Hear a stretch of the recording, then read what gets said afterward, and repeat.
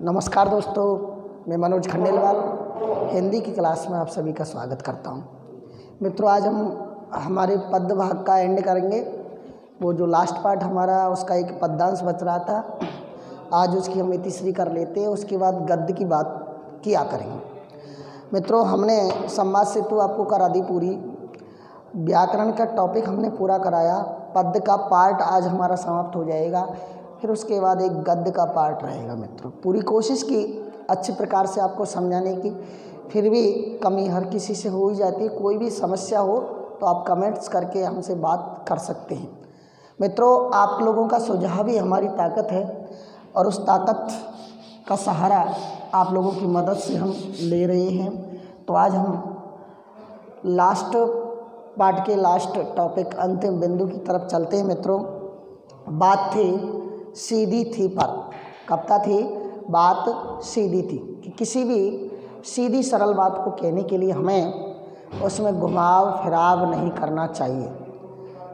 किसी भी बात को कहने के लिए हमें अपनी तरफ से अन्य शब्दों का सहारा उसमें नहीं लेना चाहिए। यदि हम अपनी बात को सीधी सरल तरीके से कहेंगे तो सामने वाला हमारी बात का महत्व समझ पाता है, अर्थ समझ पाता है। अन्यथा जब हम उसमें पांडित्य प्रदर्शन करने की कोशिश करेंगे, क्लिष्ट शब्दावली का प्रयोग हम उसमें करेंगे, तो बात का महत्व समाप्त हो जाता है। सामने वाला उस बात का अर्थ नहीं समझ पाता। तब हम उस बात का अर्थ समझाने की कोशिश करते हैं, उस शब्द को घुमाते हैं, आगे से हटाते हैं, पीछे से हटाते हैं, बीच में से काटते हैं, ताकि उस शब्द का अर्थ निकल आए। या तो शब्द का अर्थ निकल आए, या जो बात घूम गई, बात फंस गई है, वो भाषा के जाल से बाहर आ जाए। लेकिन मित्रों, जितना अधिक हम बाद में कोशिश करते रहते हैं, वो बात उतनी अधिक फंस जाती है। क्यों? क्योंकि जिस तरह एक पेच होता है, अब पेच जो कसने का होता है, अब हम उसे आराम से कसता चला जाए, लेकिन सामने वाला हमारा इस कार्य को देख रहा है और इस कार्य पर वो तमाशा देखने वाला ताली बजा रहा है। इस ताली बजाने की हरकत पर हम वाह में भर जाते हैं और पेच को कसने के बजाय हम बेतरह कसते चले जाते हैं। इस कार्य करने में पेच की क्या मर जाती हैं? चूड़ियाँ मर जाती है। चूड़ियाँ मरना एक मुहावरा है, अर्थात बात का प्रभाव नष्ट हो जाना। उसी तरह यदि हम बात को घुमाएंगे फिराएंगे तो बात का महत्व समाप्त हो जाता है। आगे देखिए,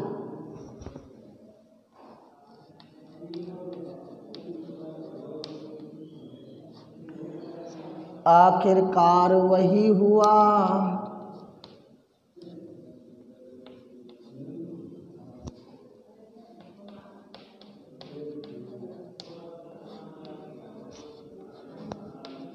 जिसका मुझे डर था। आखिरकार वही हुआ जिसका मुझे डर था, जोर जबरदस्ती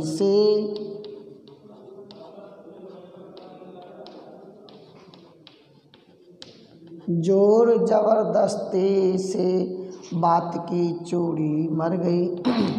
मुहावरा,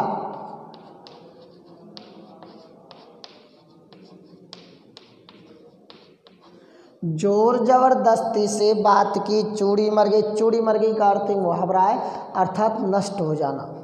चूड़ी मर जाना अर्थात नष्ट हो जाना, प्रभाव समाप्त हो जाना। और वह भाषा में बेकार घूमने लगी।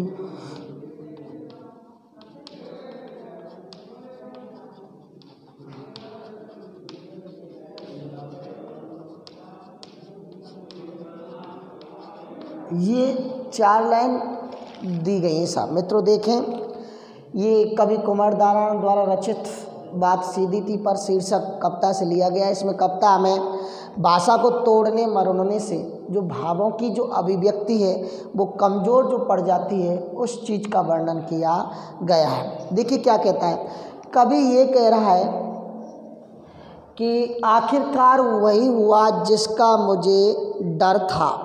कवि कहता है कि जिस चीज़ का मुझे डर था वही हो गया। जिसका हमें डर था, और डर क्या था कि भाषा के साथ जोर ज़बरदस्ती अगर हम करेंगे तो उसका परिणाम सही नहीं होगा। और जो मुझे लग रहा था, जिस चीज़ का मुझे डर था, वही हो गया।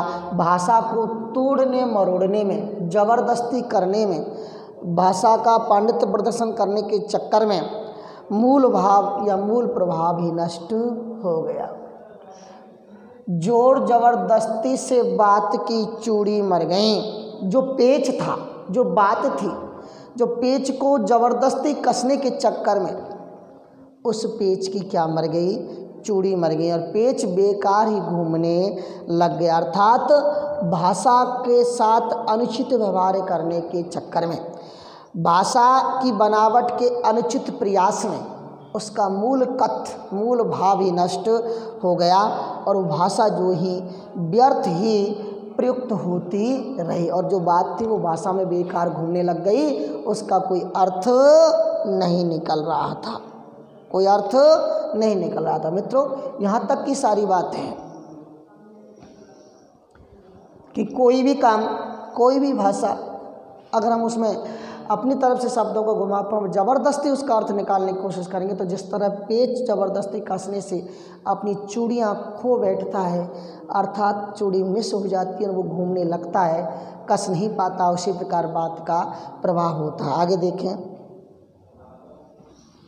4 लाइनों से जुड़ूंगा आपसे। हार कर मैंने उसे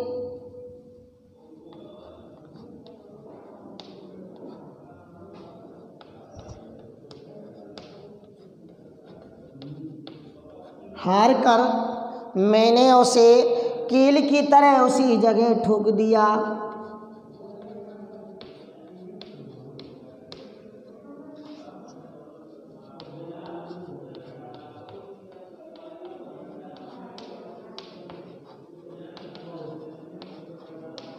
कील की तरह उसी जगह ठोक दिया, ऊपर से ठीक ठाक पर अंदर से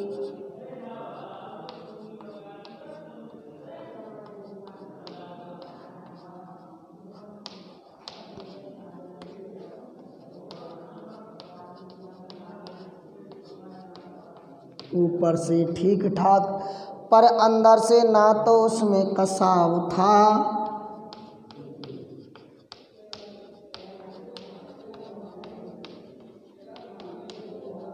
ना तो उसमें कसाव था, ना ही ताकत,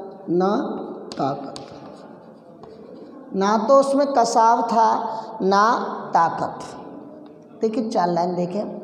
हार कर मैंने उसे कील की तरह उसी जगह ठोक दिया, ऊपर से ठीक ठाक पर अंदर से, ना तो उसमें कसाव था और ना ही ताकत। देखिए भाव क्या है, एक सादा अर्थ बताता हूँ कि जो कील थी, जो पेच था, जो चूड़ीदार पेच था, जो कस नहीं रहा था, तो बहुत बार जब हो गया तो गुस्सा करके मैंने उसे एक हथौड़ा उठाया और कील की तरह उसे ठोक दिया।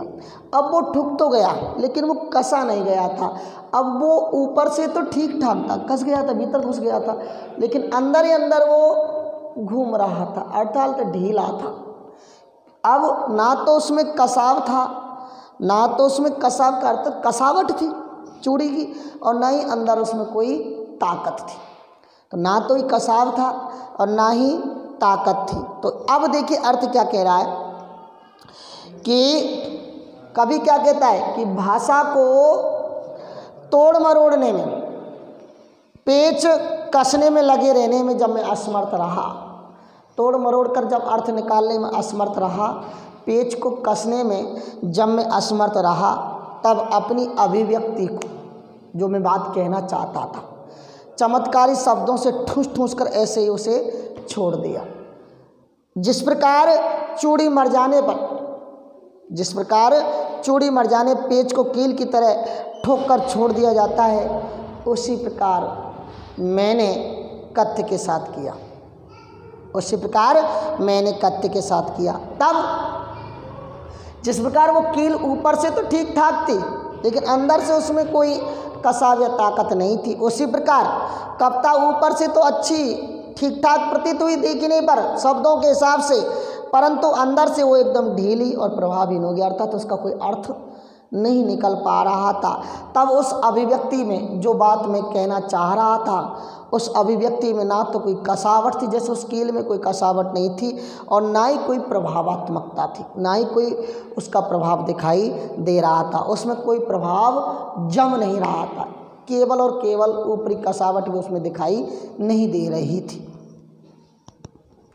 4 लाइन और हैं, उन्हें देख लेते हैं।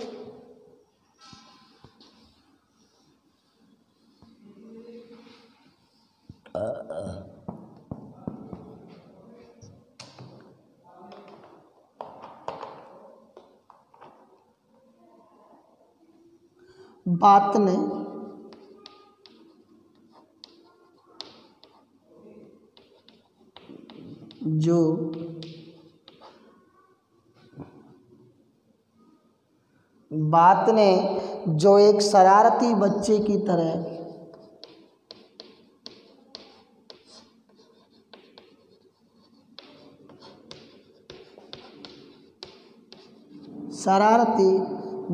की तरह मुझसे खेल रही थी,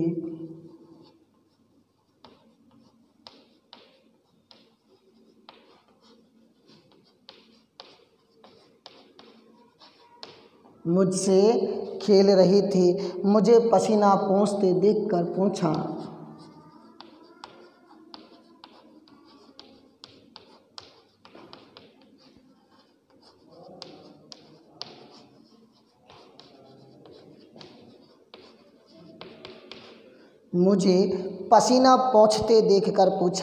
क्या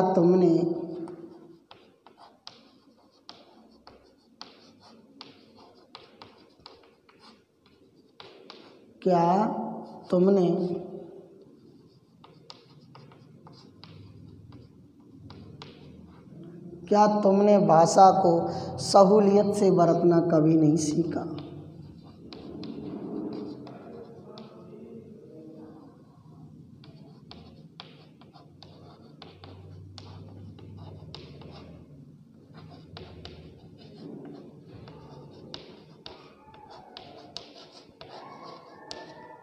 अब इसमें एक अंतिम लाइन जो आई है मित्रों, वो ये है,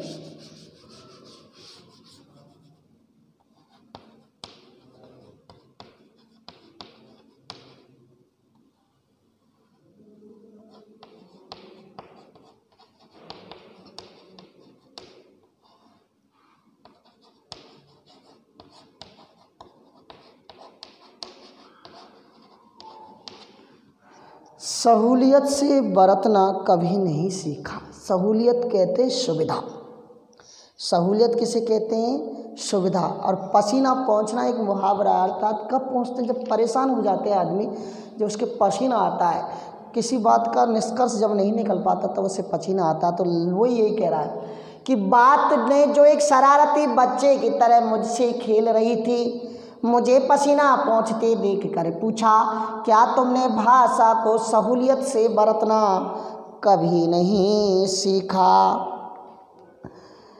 कभी कहता है कि तब जब बात का अर्थ नहीं निकल पाया, तब जैसे मैंने पेच को कील की तरह ठोक दिया, उसी प्रकार मैंने उसे हूबहू ऐसे ही छोड़ दिया। तब अंदर से उसमें कोई प्रभाव नहीं था। तब काफ़ी समय जब हो गया, तब बात ने एक शरारती बच्चे की तरह, जो नॉटी बॉय होता है, शरारती जो बच्चा होता है, जिस तरह हम किसी बच्चे को पकड़ने की कोशिश करते हैं तो कभी शरारती बच्चा इधर भाग जाता है, कभी उधर भाग जाता है, उसी प्रकार बात भी हमसे खेल रही थी। शरारती बच्चे की तरह मुझसे पूछा कि तुम व्यर्थ की शाब्दिक क्रीड़ा क्यों कर रहे हो? तुम व्यर्थ की मेहनत क्यों कर रहे हो? क्यों इधर उधर की बातें करने में अपना समय व्यस्त कर रहे हो? शरारती एक बच्चे की तरह मुझसे खेल रही थी, मुझे पसीना पहुँचते हुए बोली, तो मुझसे खेलते हुए भी व्यर्थ का परिश्रम क्यों कर रहे हो? मुझे पसीना पहुँचते देखकर पूछा, मुझे अपना पसीना पहुँचते देखकर बात ने मुझसे कहा कि तुम व्यर्थ में, तुम बेकार में पसीना बहा रहे हो। क्या तुमने कभी बात को सरलता से, सहजता से, उपयुक्तता से प्रयोग करना नहीं सीखा? अर्थात एक लाइन में सारा अर्थ बात मुझसे कह गई। क्या तुमने सरल भावों के लिए सरल सुबोध भाषा का सहजता से प्रयोग करना नहीं सीखा है। मित्रों, इस पद्यांश में कवि ने उपमा और मानवीकरण अलंकार का सुंदर प्रयोग किया है। प्रतीकात्मक, लाक्षणिक एवं मुहावरेदार भाषा का इस पाठ में प्रयोग किया और ये जो काव्य रचना कवि ने की, उस काव्य रचना में भाषा को भावानुसार सरल, सहज एवं उपयुक्त प्रयुक्त करने पर बल दिया है। मित्रों, ये जो पाठ हमने आपको पढ़ाया, इस पाठ में पद्यांश के रूप की सारी चीज़ें मैंने आपको बताई। अब इसमें कुछ प्रश्न मित्रों जैसे आ जाए, कभी एक प्रश्न पूछ रहा है किताब के अंतर्गत से कि कविता के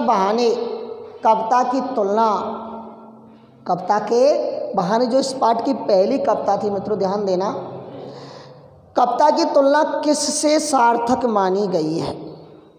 अब इसमें 3 चीज़ों से तुलना की गई थी, फूल के खिलने से, चिड़िया के उड़ने से, बच्चे के खेलने से, अर्थात इनमें से कोई नहीं।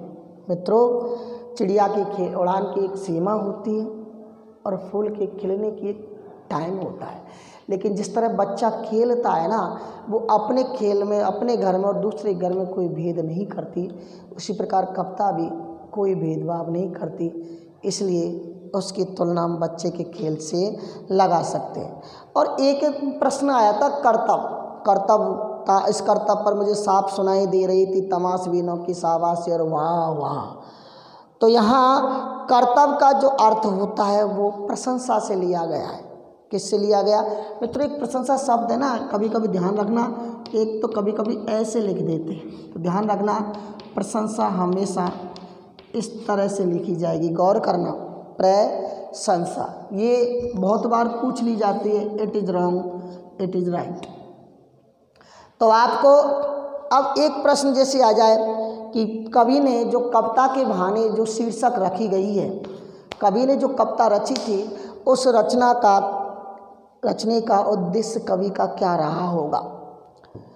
तो कवि कहना चाहता अपनी कविता के माध्यम से कि कविता चिड़िया की उड़ान, फूलों के विकास से भी अधिक उड़ान वाली और विकास वाली होती है। कविता जो होती है वो बच्चों का जो खेल होता है ना, जिस तरह बच्चों के खेल आनंदकारी होते हैं, तो बच्चों के खेल की तरह कविता आनंददायी होती है। इस तरह कविता की जो महत्ता है वो सर्वोपरि होती है, उसकी उड़ान सीमातीत अर्थात सीमा से परे है, कोई सीमा उसकी उड़ान को रोक नहीं सकती। परंतु अब कहना क्या चाहता है कवि, आज का जो युग है, जो कंप्यूटराइजेशन युग हुआ है, नेटवर्किंग से हम जो जुड़ गए हैं, वैश्वीकरण जो हुआ है, इस यांत्रिकता के दबाव में, आज का जो दौर है यांत्रिकता के दबाव में, कंप्यूटराइजेशन के दबाव में कविता का जो अस्तित्व है उस पर संकट आ गया है। इसलिए कवि ने कविता की एक लाइन याद रखना, कवि ने कविता की सृजनात्मकता, क्रिएटिविटी, सृजनात्मकता बनाए रखने का संदेश दिया है इस कविता के माध्यम से। शुरू में मैंने आपको बता दिया था, सीधी बात भाषा के चक्कर में टेढ़ी हो जाती है, समझाइए। बता दिया था कि यदि सीधी सरल बात को हमने सीधे सरल शब्दों में व्यक्त नहीं किया तो उस बात का महत्व समाप्त हो जाता है, बात का प्रभाव नष्ट हो जाता है, सामने वाला उस बात का अर्थ नहीं समझ पाता और हम जो जिस बात को कहना चाहते थे उसको भी हम उस प्रकार से नहीं कह पाते। इसलिए सीधी सरल बातों को कहने के लिए हमें कभी भी पांडित्य प्रदर्शन या क्लिष्ट शब्दावली का प्रयोग नहीं करना चाहिए। सीधी सरल बात को कहने के लिए हमें सीधे सरल शब्दों का प्रयोग करना चाहिए ताकि भावों की अभिव्यक्ति बनी रहे। सहज सरल सुगमता से भाषा का प्रयोग करें, इस पाठ में यही बताया गया है। आगे के पाठ में हम देखते हैं, गद्य में शुरुआत करते हैं। इसकी PDF हम आपको कल भेज देंगे। तब तक के लिए अपने दोस्त मनोज खंडेलवाल को दीजिए आज्ञा। धन्यवाद।